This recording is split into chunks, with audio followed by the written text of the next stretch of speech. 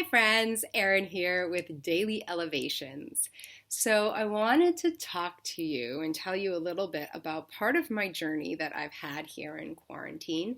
Um, when I first got in quarantine, my mom started baking and she started sharing her baked delicious goods with us, leaving them on our porch. She wasn't going out at all. We were doing all of her shopping. And I started consuming more sugar than I have in like years. Like I haven't had daily sugar um, in years. And it didn't take many weeks for me to have like inflammation, pain in my hip, like total foggy brain, total addictive, like I want more, I want more.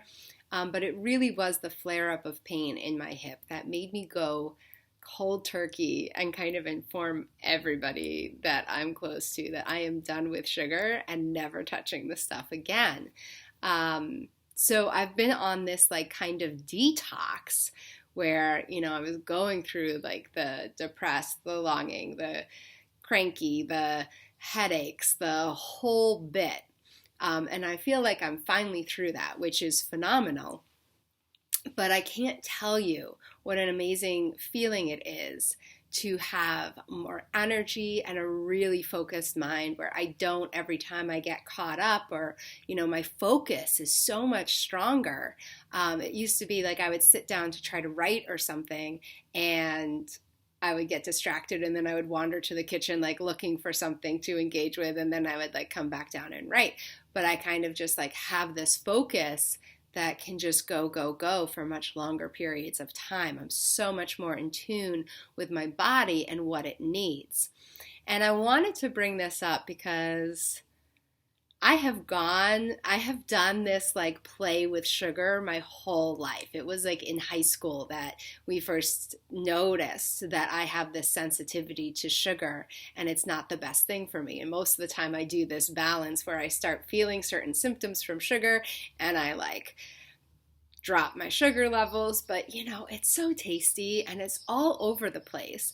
But what I want to say is that this was, in a way, the easiest time I had detoxing because I could go out and I could go out, I could get the food that I wanted, I could bring it back in, and I wasn't tempted to say, oh, I'm not going to do 100% by those times when I like hang out with my friends, like going out to dinner. There wasn't so much kind of distraction or temptation at this time. And I know it's different if you have kids, you got, things like sugar for them in the house or feeding different people. There might be those temptations in your own home, but there's not the experience of going out and being in that pinch the same way that, when I'm stopping at a gas station because I really need something, like what am I most likely to grab? Those kinds of experiences, they're just not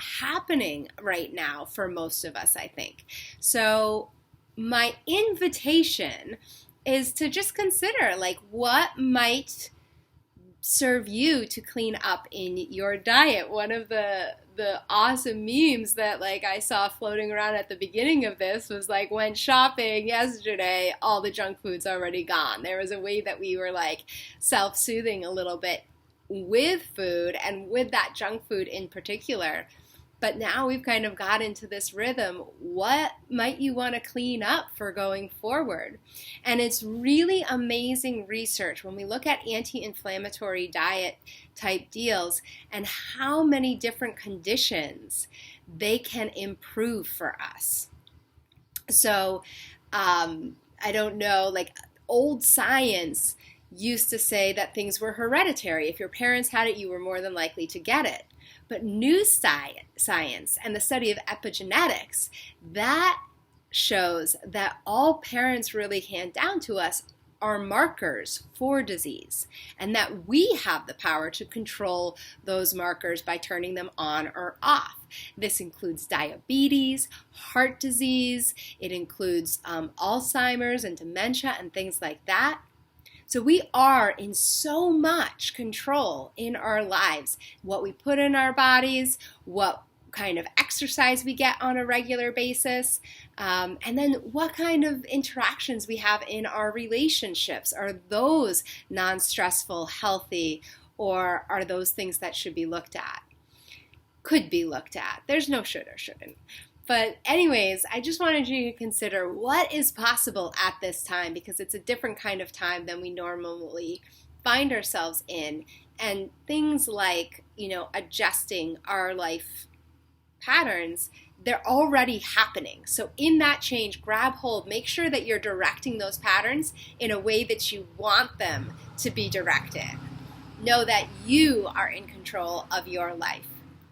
And if you want support with it or want direction onto what is that pivotal thing that makes the most sense, feel free to give me a call. I'm still offering those free sessions until June 29th is my plan. For any coronavirus, you can do multiple sessions. You can just do one, but you can get those on my website, erinlaporto.com. Have a wonderful, wonderful day, and I will look forward to seeing you tomorrow.